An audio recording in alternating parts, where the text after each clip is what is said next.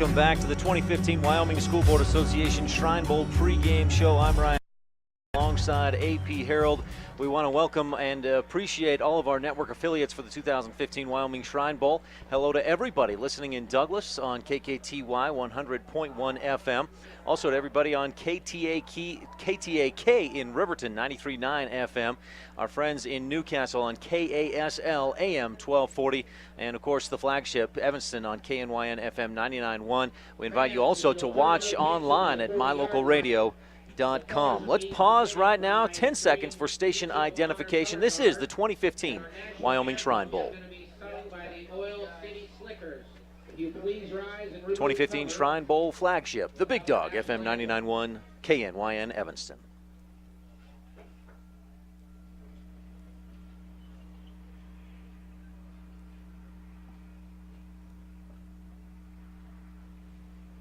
I want to welcome again all of our listeners across the state and into Minnesota. Presenting of the colors now by the Shriners.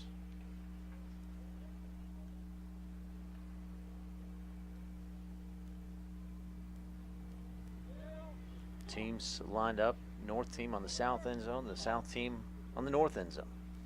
There's listeners in Minnesota and Oregon at mylocalradio.com.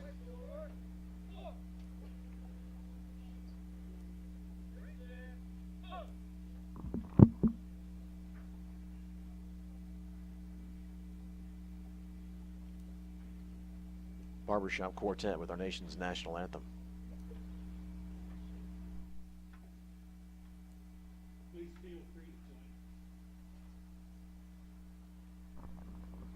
to join.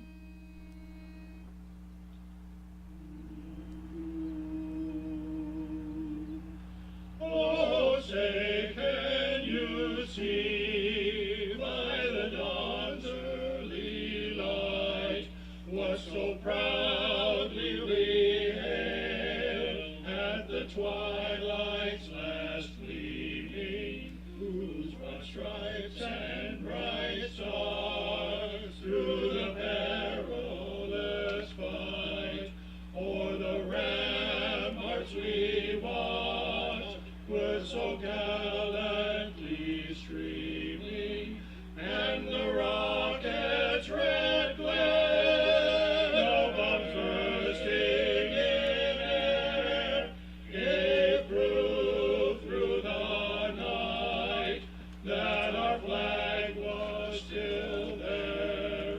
Oh, say does that star-spangled banner yet wave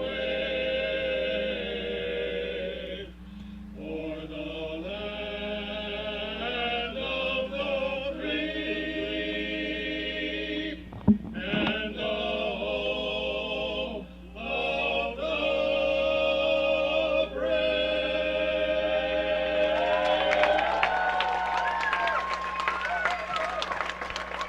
I want to thank that Barbershop Quartet for that fine rendition of the national anthem. AP Harreld alongside me. I'm Ryan Steineckert. Let's take a quick look at the 2015 Wyoming Shrine Bowl coaching staffs for the North, led by head coach Matt McFadden of Cody. He will also have Matisi's Matt Jensen, Upton Sundance's Andy Garland, Bighorn's Michael McGuire, Natrona's Steve Harshman, and Cody's Randy Smith on staff. And Ryan, before I get to the South, I apologize. The quartet has 4 guys. There were 6 gentlemen out you're there. true So about that. a great job by those half-dozen men. The South, head coach Brent Walk of Mountain View, ably assisted by Guernsey Sunrise's Chris Link, Lusk's Matt Vandebush, Douglas's Jay Rhodes, Evanston's Pat Fackrell, and Mountain View's Ken Peterson.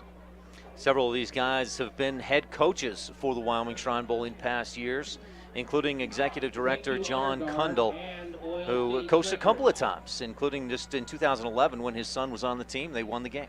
And the game is different from any other high school game. Here are the rules that make it stand out. The ball may be run out of the end zone on scrimmage kicks, that's a punt or a field goal attempt, and free kicks, i.e. a kickoff.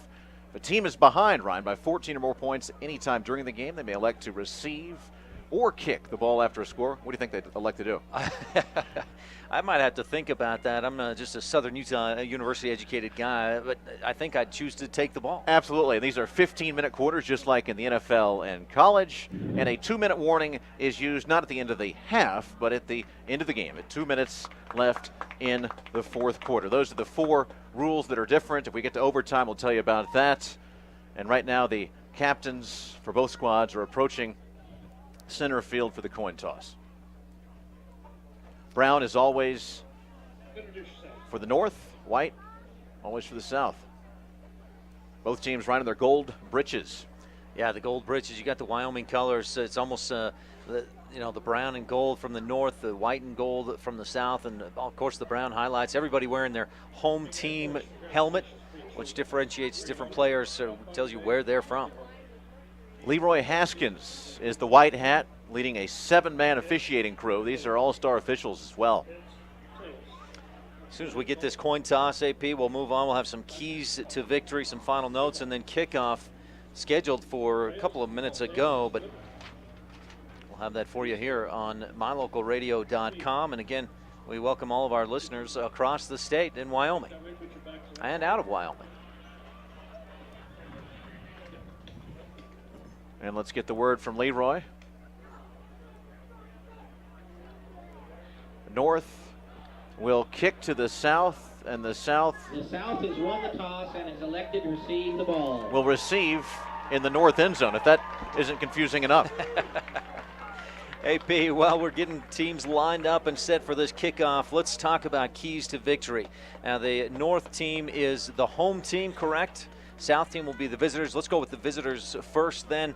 Your keys to victory for the South. For the South, number 1, controlling Casper and Cody. Natrona County steamrolled undefeated through 4A football to a state title, and 5, count them up, 1, 2, 3, 4, 5, a quintet of Mustangs made the Shrine Bowl roster. Meanwhile, Cody crushed the competition in 3A, and Bronx head coach Matt McFadden, the leader of the North, brings a quartet of ponies to knock heads right here at Cheney Alumni Field. That is a very nasty 9 players. It won't be easy, Ryan, but the South stops these Stangs, and Bronx victory should be corralled. North has the 2 championship teams from 4A and then, of course, the 3A as well. So South is going to have to control those great athletes. Key to the game number 2 for the South, AP? Have a Cokeville and a smile. Don't let that lone A in front of the Panthers 2014 football state title lull you to sleep. They breed athletes in a tiny sports-consumed town near both the Utah and Idaho state lines. These cats can play. If the South gets an A-plus performance from Mason Peterson, Jace Peterson, and James Teichert, the results for Coach Brent Walk's club should be more than passable. Anybody who's been to Cokeville has seen that billboard that's almost as big as the town is, listing all those state championships. Those Panthers, they can play. Key to the game number 3, AP. Go tell it on the Mountain View Coach Walk's debut, as the South head coach will appropriately come down to his 4 men. They're going to jumpstart this kick early on us. We'll get to the North's keys to victory momentarily. Logan Wilson, scholarship player, heading to UW in Laramie, will kick it off for the North, from the South to the North. High, booming kick is going to draw a penalty flag, out of bounds, and tremendous field position for the South to begin the 42nd annual Shrine Bowl 2015, live from the Oil City in Casper. Final key to the game for the South, AP. Those 4 Buffaloes made this roster. None of them charity cases. Linemen Logan Lufer and Isaac Campbell need to be goons up front. Caleb Flake must make those plays in open space. And Cade Covington, a next-level athlete headed to Federal Way, Washington for 2 years in service of the LDS Church, needs to play like a man on a mission. The man behind the controls of this offense is heading to University of Washington, Tevis Bartlett. He's going to operate out of that pistol formation. Bartlett, 6'3", 215. He's got the size to look over that tall line. Cade Covington is offset to his left. 2 receivers, twins on either side. Bartlett takes the snap, the give up the middle to the man on a mission. Covington for 6 yards to the 41, right up the gut. The tackle made by the North's number 38. And on the stop, number 88. Number 88, excuse me, Dylan Matuska. It would help if I could read. He's out of Gillette, 5'10", 185. You see how tough Covington is to bring down. He has a big bruising back. He was hit pretty quick, but he just drugged defenders 3 or 4 yards. Gain of 7, 2nd down and 3, 30 seconds into the 2015 Wyoming Shrine Bowl. Again, the twin receivers on either side.